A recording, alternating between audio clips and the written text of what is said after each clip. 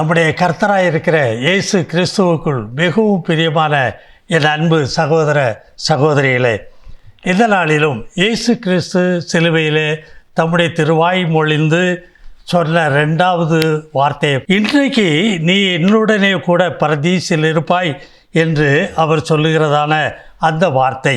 தன்னோடு கூட சிலுவையில் அறையப்பட்டு இருக்கிற 2 கல்லர்களில் ஒருவனை பார்த்து இயேசு கிறிஸ்துவானவர் இவ்விதமாய் சொல்லுகிறதை லூக்கா 23:43 இயேசு அவனை நோக்கி, இன்றைக்கு நீ என்னுடனே கூட பரதீசில் இருப்பாய் என்று மெய்யாகவே உனக்கு சொல்லுகிறேன்னு சொன்னார். எப்படி அழுத்தமா சொல்றான்னு பாருங்க இந்த வார்த்தையை. ஏன் அப்படின்னு பார்த்தீங்கன்னா, அவனுடைய வாய் மொழியிலேயே இந்த காரியங்களை எல்லாம் நாம் பார்க்க போகிறோம்.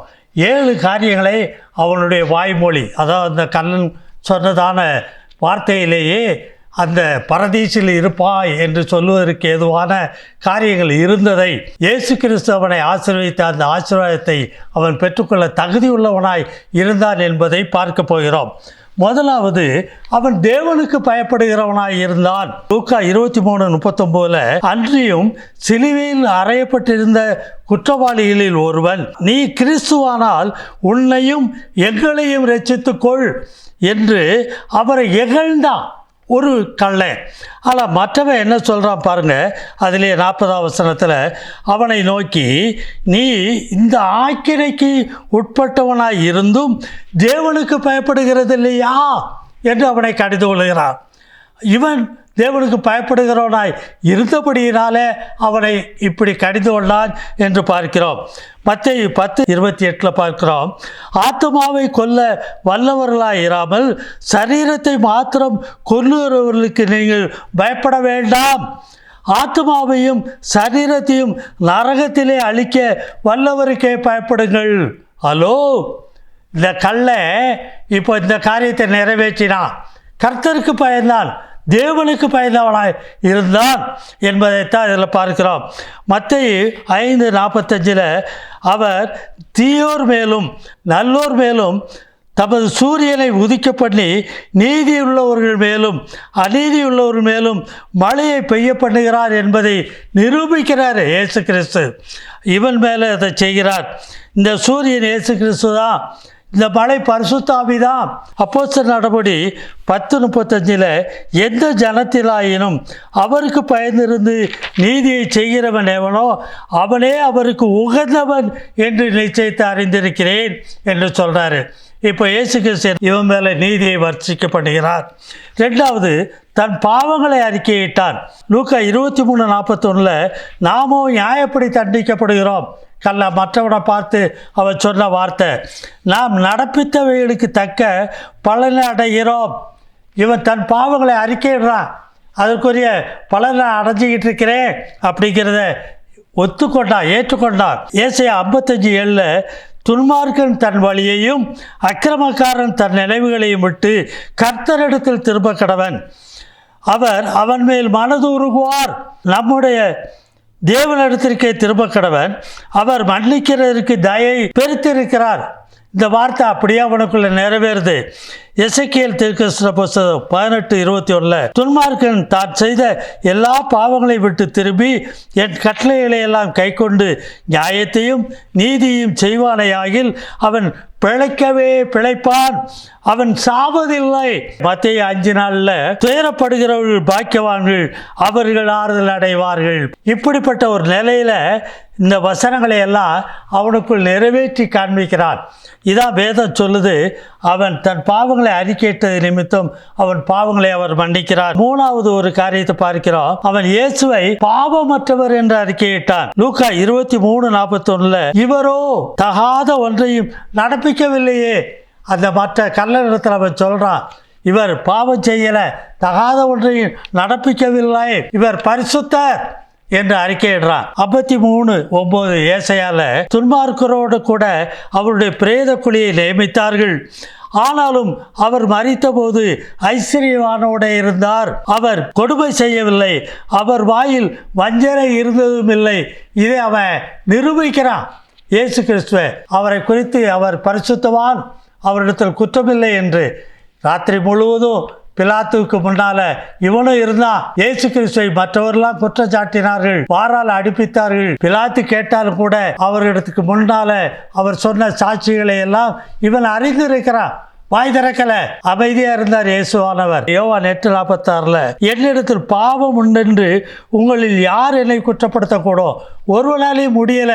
ஆக இங்கே இவனும் கூட அவரை பாவி அல்ல என்று ஏற்றுக்கொள்கிறான். 2 கொரிந்தியர் 5:21 நாம் அவருக்குள் தேவனுடைய நீதியாகும்படி பாவம் அறியாத அவரை நமக்காக பாவம் ஆக்கினார். இதை நீங்க அறிஞ்சீங்களோ அறியலையோ அவன் ஏற்றுக்கொண்டான். 2 பேதுரு 2:22-23 அவர் பாவம் செய்யவில்லை, அவர் வாயிலே வஞ்சனை காணப்படவில்லை, அவர் வையப்படும் போது பதில் வையாமலும் பாடுபடும் போது பயமுறுத்தாமலும் நியாயமாய் தீர்ப்பு செய்கிறவருக்கு தன்னை ஒப்புவித்திருந்தார். அல்லேலூயா. இதெல்லாம் அவன் ஏற்றுக்கொள்றான். இதுல 4வது ஒரு காரியத்தை பார்க்கிறோம். இயேசுவை தனது ஆண்டவராக ஏற்றுக்கொண்டான். 23:42 லூக்கால இயேசுவை நோக்கி ஆண்டவரே என்றான். கள்ளன் இயேசுவை பார்த்து அவரும் தன்னோடு சபிக்கப்பட்டவர் என்னல, துன்மார்க்கரோடு கூட அவர் சிலுவையில் அறையப்பட்டிருந்தாலும் அவரை துன்மார்க்கரா அவன் பார்க்கல. ஆண்டவரே என்று பார்த்தான், கூப்பிட்டான். மத்தேயு 10:32 மனுஷர் முன்பாக என்னை அறிக்கை பண்ணுகிறவன் எவனோ அவனை நானும் பரலோகத்தில் இருக்கிற என் பிதாவின் முன்பாக அறிக்கை பண்ணுவேன். இதைத்தான் இயேசு செய்ய போறாரு, செய்கிறாரு, இன்றைக்கு செய்துகிட்டு இருக்கிறாரு. அவனை அறிக்கை பண்ண ஆரம்பிக்கிறாரு. 1 யோவான் 4:15 இயேசுவானவர் தேவனுடைய குமாரன் என்று அறிக்கை பண்ணுகிறவன் எவனோ அவனில் தேவன் நிலைத்திருக்கிறார். பிதாவை பார்க்கிறாரு இயேசு கிறிஸ்துவானவர், அவனும் தேவனில் நிலைத்திருக்கிறான். ரொம்ப ஆச்சரியமான ஒரு காரியம். கடைசி நிமிஷம் அவனை எப்படி விடுதலை ஆக்கிறார் முடியும்? நீதி நியாயமெல்லாம் வெளிப்பட ஆரம்பிக்குது. அப்போஸ்தலர் நடபடி 3:13-14 பிலாத்து அவரை விடுதலையாக்க தீர்மானித்த போது அவனுக்கு முன்பாக அவரை எல்லா ஜனங்களும் மறுதளித்தாங்க. பரிசுத்தமும் நீதி உள்ளவரை மற்றவங்கெல்லாம் மறுதளித்து கொலைபாதகரான பரபாசை விடுதலை பண்ண வேண்டும்னு கேட்டுக்கிட்டாங்க. அவன் இதெல்லாம் பார்த்தா இயேசு தம்முடைய ராஜ்யத்தில் ராஜாவாக வருவார் என்பதை அவன் தீர்மானித்தான். லூக்கா 23:42 பார்க்கிறீங்க. இயேசுவை நோக்கி ஆண்டவரே நீர் உம்முடைய ராஜ்யத்தில் வரும்போது, உம்முடைய ராஜ்யம் உலகத்துக்குரியது அல்ல என்று நீர் பிலாத்துக்கு முன்னால சொன்னீரே, அதை நான் விசுவாசிக்கிறேன், நம்புகிறேன். இவ்வாறுக்கே இட்டாயா. இன்னைக்கு எத்தனை கிறிஸ்தவங்க மாய்மால கிறிஸ்தவங்களா இருக்கிறீங்க. கிறிஸ்துவின் ராஜ்யத்தை அறிஞ்சிருக்கீங்களா? ஞானஸ்தானம் வாங்கி அவருடைய ராஜ்யத்தை கண்டீர்களா? ஜனத்தினாலும் ஆவியினாலும் மறுபடி பிறந்து அவருடைய ராஜ்யத்தை பலவந்தம் பண்ணி பிடிச்சுக்கிட்டீங்களா? அவன் பிடிச்சுக்கிட்டாயா. யோவான் 18:36 இயேசு இந்த பிலாத்துவுக்கு சொல்றாரு, என் ராஜ்யம் இவ்வுலகத்திற்குரியது அல்ல. ஹலோ கேளுங்கப்பா, என் ராஜ்யம் இவ்வுலகத்திற்குரியதானால் நான் யூதரிடத்தில் ஒப்பு கொடுக்கப்படாதபடிக்கு என் ஊழியக்காரர் போராடி இருப்பார்களே. இப்படி இருக்க என் ராஜ்யம் இவ்விடத்திற்குரியது அல்ல. ஆனா எத்தனை கிறிஸ்தவங்க அவர் உலகத்துக்கு ராஜாவா இருக்கும்படி தேடிக்கிட்டு இருக்கீங்க. என்னப்பா நியாயம்? எது நீதி? கவனிங்க. ஒரு கல்லை மணந்துருமலாம், நீங்க மணந்துருப்ப வேண்டாமா? எரேமியா 23:5 இதோ நாட்கள் வரும் என்று கர்த்தர் சொல்லுகிறார், அப்பொழுது தாவீதுக்கு ஒரு நீதி உள்ள கிளையை எழும்ப பண்ணுவேன், அவர் ராஜாவாய் இருந்து ஞானமாய் ராஜரீகம் பண்ணி பூமியிலே நியாயத்தையும் நீதியும் நடப்பிப்பார். அவன் விசுவாசித்தாயா, இந்த உலகத்துக்குரியது அல்ல அவருடைய ராஜ்யம். அதைத்தான் பார்க்க போறீங்க. இன்னும் அவனை குறித்து உள்ள காரியத்துல 6வது வெளியேறப்பட்ட அவனுடைய ஜபத்தை கேட்க போறீங்க. 23:42 லூக்கால என்னை நினைத்தருளும் ஐயா, நீர் உம்முடைய ராஜ்யத்துல வரும்போது என்னை நினைத்தருளும் என்று ஜெபம் பண்ணிலாம், விண்ணப்பம் பண்ணிலாம். கொஞ்ச நேரத்துல நானும் மறிச்சிருவேன், நீரும் மறிச்சிருவீரு, நினைத்தருளும்.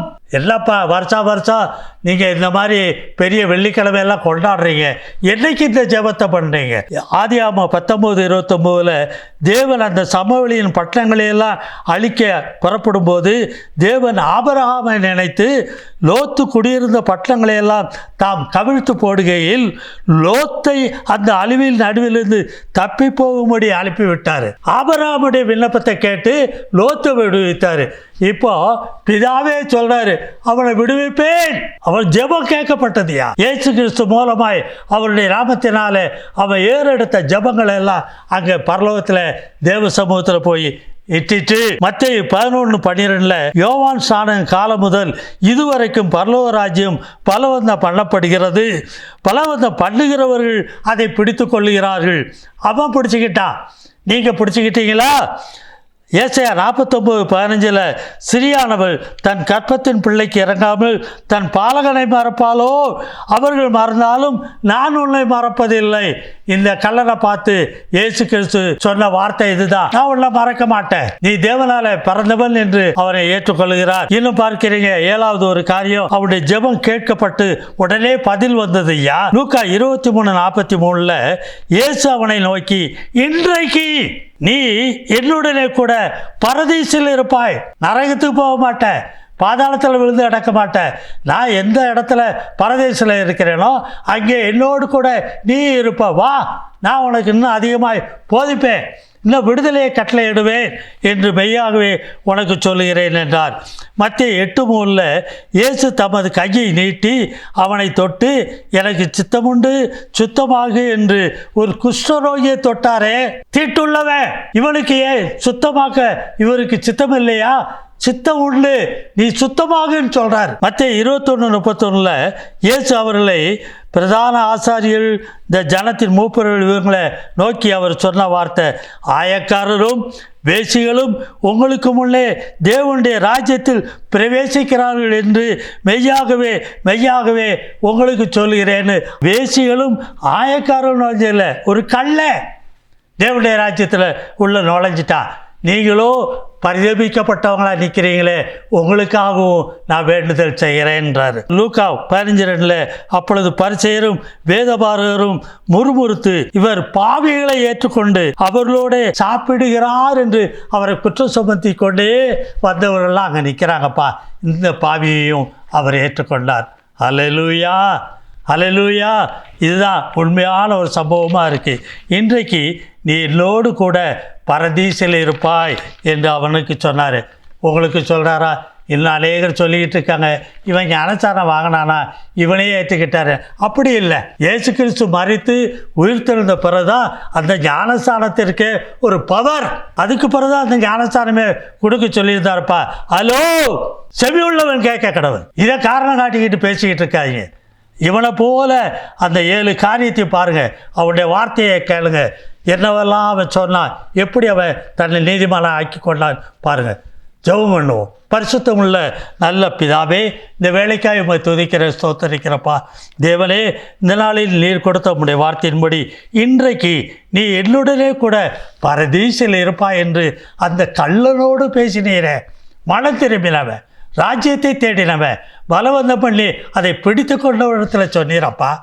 இந்த நாளில் இத்தனை ஜனங்கள் இந்த வார்த்தைகளை எல்லாம் வருஷக்கணக்காய் நாட்கணக்காய் தகப்பனே உபவசிக்கிறேன் என்று சொல்லியும் கூட அப்பா, இந்த நாட்களை வருஷந்தோறும் கொண்டாடி கொண்டு இருந்தாலும் இந்த அறிவு அவர்களிடத்தில் இல்லாமல் இருக்கிறது.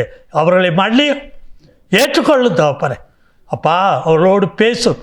இன்றைக்கு நீ என்னோடு கூட பரதீசில் இருப்பாய் என்று அவர்கள் செவிகள் நிறைய கேட்கத்தக்கதாய் தேவனே அவர்களை மனம் திரும்ப பண்ணும்.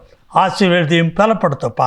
இன்னும் அதிகமாய் தேவனே, உம்முடைய வார்த்தைகளை தியானிக்கிற உம்முடைய பிள்ளைகள் மத்தியிலும் ஆவிக்குரியவர்களாய் இன்னும் அதிகமாய் அவர்கள் கடந்து வளர்ந்து வரத்தக்கதாய் தேவனே, நீர் எவ்வளவு இரக்கமுள்ளவர், தயை நிறைந்தவர், கிருபை நிறைந்தவர் என்பதை அவர்கள் அறிந்து மற்ற ஜனங்களுக்கு எடுத்து சொல்லத்தக்கதாய் உதவி செய்யும். ஆசீர்வதியும் பலப்படுத்தும். முற்றிலுமாய் அவர்களை காத்துக்கொள்ளும். கர்த்தரும் அருமரட்சகருமான இயேசு கிறிஸ்துவின் மூலம் ஜெபங்களும் ஜீவனுள்ள நல்ல பிதாவே. ஆமென். ஹல்லேலூயா.